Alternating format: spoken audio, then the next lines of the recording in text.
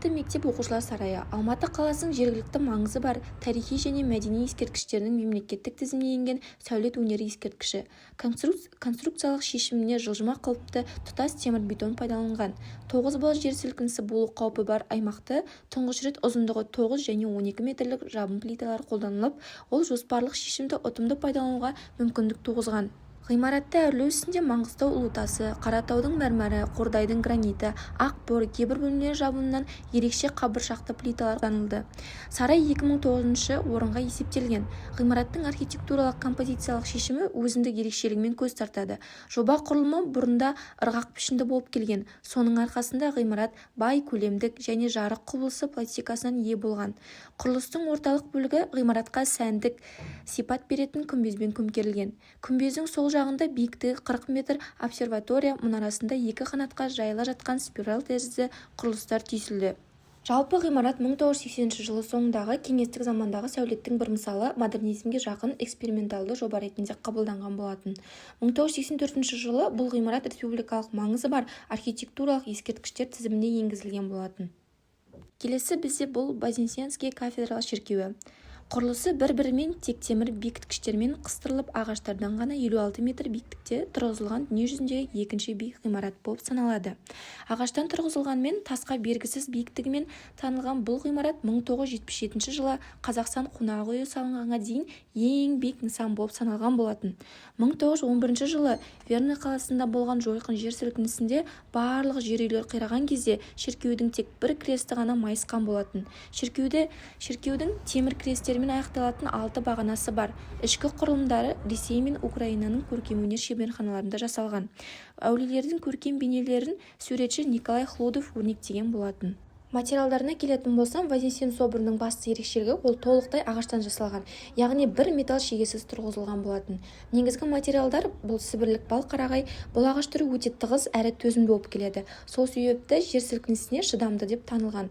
Жалпы жер сілкінісіне төзімді құрылыс Зенков арнайы сейсмикалық рамалық жүйе ойлап тапқан болатын. Яғни қабырғалары бір-бірімен бекітілген ағаш блоктар арқылы қозғала алады. Сол себепті ғимарат 1911 жылы Алматыдағы жойқын жер сілкінісінен аман қалған болатын. Келесі бұл бізде Қазақстан Британ техникалық университеті, яғни КБТУ. Ғимараттың құрылысы 1980 жылы Алматы әкімшілік орталығын құрудың өршіл жоспарының бөлігі ретінде басталды. Құрылысқа 14 миллион рубль бөлінді. Сол кездегі үлкен сома болатын. Алайда жоба екінші дүниежүзілік соғысқа байланысты 1957 жылы ғана аяқталған болатын. КБТУ бұрын 1957 жылы салынған үкімет үйі болған ғимаратта орналасқан. Оның Қазақстанның әрбір тұрғыны үшін үлкен тарихи құндылығы бар. Өйткені онда 32 жыл бұрын Қазақстан Республикасының тәуелсіздігі туралы декларация қабылданған, елдің алғашқы конституциясына қол қойылған болатын. Сондай-ақ басқа да көптеген тарихи маңызды шешімдер қабылданған болатын. Ғимарат көбінде монументалдық пен ұлылыққа баса назар аударатын неоклассикалық стильде жасалған болатын. Оның мәрмәрмен қапталған кең колоннасы мен жыртылған гранит қасбеті мемлекеттік биліктің күші мен тұрақтылығын бейнелейтін болған. Негізгі осьтің айналасында орналасқан ғимараттың симметриялық құрамы оның саяси орталық ретіндегі мәртебесін ерекше атап өтетін болған. Негізгі композиция ғимарат 3 бөлік құрамында жасалған. Орталық бөлігінде үлкен зал, ал екі бүйір бөліктері екі мұнаралық немесе қанат бөлік болып табылады. Негізгі фасадында өздеріңіз видеода көріп тұрғандарыңыздай 8 колонналы портика алдынан шыққан үлкен колонналар орналасқан. Ғимаратқа жалпы жоғары табалдырық пен үлкен баспалдақ арқылы көтеріледі. Бұл оның мемлекеттік салтанатты сипатын күшейтеді.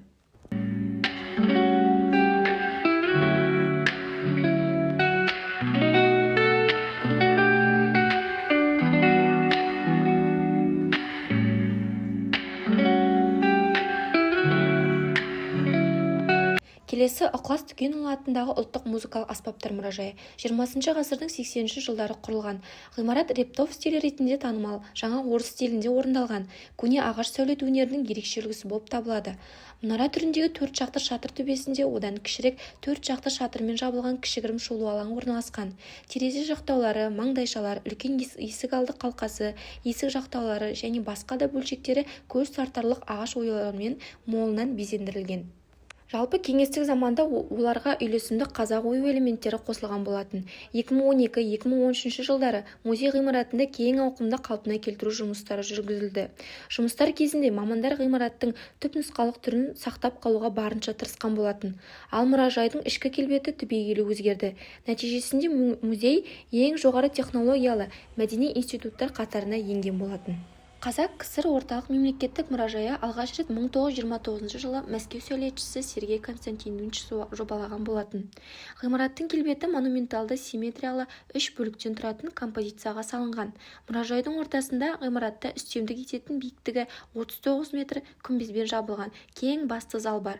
Ішкі жағынан күмбезді металл арка жүйесі қолдайды, ал оның беткі декоры ислам сәулетімен де шабыттандырады. Сонымен қатар мұражайдың оңтүстік жағында орналасқан мүсіндік баққа қарайтын мол әйнек және де әсіресе кең витраждар сияқты бөлшектер ғимараттың көрінісін жұмсартып, бетон массасына біршама қарама-қайшылықты жеңілдетеді. Келесі бұл бізде Алматы ақпараттық студиялық кешені. 1958 жылы салынған болатын. Сол жылы теледидардың ақпараттық студиялық кешені пайда болды. Елдегі осындай типтегі алғашқы ғимараттардың бірі болып табылады. Нысан 1955 жылы радио орталығын салуға арналған жобалық тапсырмалар негізінде жасалған болатын. Стилобатты негізгі ғимарат биік стилобатта орналасқан және әртүрлі тастармен безендірілген. Ғимараттың қабырғалары жарықты шығыстыратын қара қоңыр шыны панельдерден және ілулі күннен қорғайтын құрылымдардан жасалған. Мұның бәрі ғимаратқа призмалық көлем береді. Бұл кешен ұлттық декор мен қазіргі заманның классикалық стилін біріктіреді.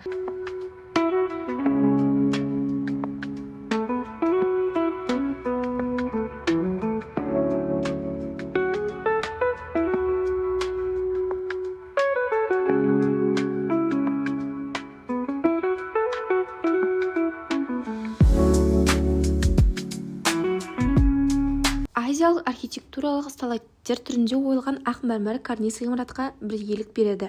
Дәл осы сталаттардың арқасында қала тұрғындары бұл ғимаратқа мұзды үй атауын берді.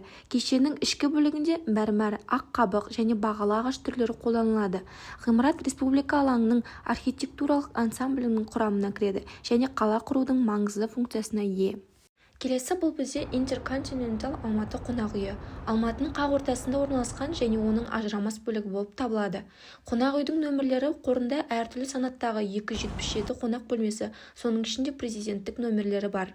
Қонақ үйдің кең нөмірлерінде жемісті жұмыспен демалу үшін барлық жағдай жасалған. Жайлылық, заманауи телекоммуникациялар, қонақтардың қауіпсіздігі. Үйінді салтанатты қабылдаулар мен үлкен конференциялар, сондай-ақ шағын кездесулер өткізуге ыңғайлы барлық қажетті жабдықтар мен функционалды конференция залдары бар. Қонақ үйдегі 490 метр квадрат бал залы 700 қонақты қабылдай алады. Жалпы сыртқы фасадында үлкен мөлшердегі көк шыны элементтер бар. Бұл ғимаратқа салтанатты, эксклюзивті көрініс береді. Ішкі құрылымы ерекше. Вестибюльді әйнекпен қапталған лифттер орналасқан. Олар жеңіл әрі ашық кеңістікке қарай бағытталған. Ал қонақ бөлмелерінен тау көрінісі ашылатын етіп орналастырылған. Бұл архитектуралық орналастырудағы маңызды компонент болып табылады. Қонақ үйдің алдындағы фонтандар кешені 1998 жылы қонақ үй ғимаратымен бірге салынған болатын. Фонтандардың пішіні дөңгелек және радиалды формада жасалған. Қонақ үйдің жарты ай тәрізді фасадына үйлесімді келеді. Түнде фонтандар жарықтандырылып, түрлі түсті жарықтармен ағып тұрады. Ақ, көк, алтын реңктермен.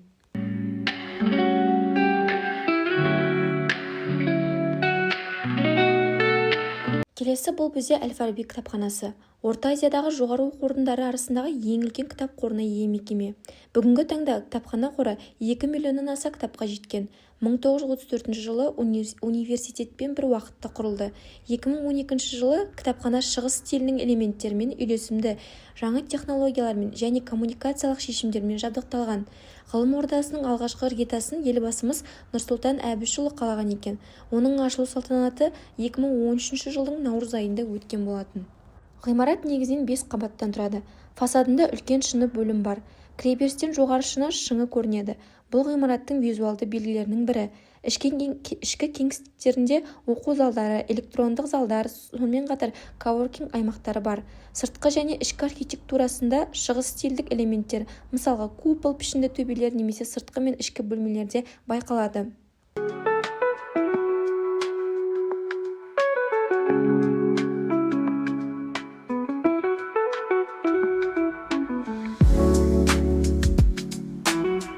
жалпы ғимарат оқу-ақпараттық орта ретінде жаңа заманауи талаптарға сай жасалған. Архитектуралық тұрғыдан көрнекті және ықшам орналасуы, ашық әрі жарық, көп кеңістік, сыртқы келбеті мен ішкі функционалдық құрылымы үйлесім табады. Әл-Фараби атындағы университет 2014 жылы Әл-Фараби атындағы Қазақ ұлттық университеті 80 жылдық мерейтойын атап өткен болатын. Оның тарихы 1934 жылы 15 қаңтарда басталды. Негізгі ғимарат 15 қабатты құрылым. Университет әкімшілігі мен бірнеше факультеттер орналасқан. Кампус аумағында 13 оқу ғимаратынан тұратын білім беру инфрақұрылымы және ғылыми зертханалар бар. Жоғары оқу орындарын жобалау институтының Гипрофус авторлары тобы әзірлеген болатын. Кешеннің әрбір ғимараты сәулет өнерінде ғана емес, егжей-тегжейінде де ерекше. Мысалы айтатын болсам, ректораттың қасбеті тегіс болып көрінеді. Бірақ мұқият қарасаңыз, қабық тақталары жастықтан әртүрлі тереңдікке белгілі бір мамықпен шығып тұрғанын көруге болады. Әр ғимараттың өзіндік қаптау түрі бар, бірақ бір реңктегі жалғыз материал пайдаланғандықтан бұл айырмашылық көзге көрінбейді. Баспалдақтар витраждармен қоршалған және оқу ғимараттарының ғимараттары арқылы көрінеді. Техникалық ғимараттардың желдету торлары Шағала көлінің радиатор торының дизайнынан қайталайды.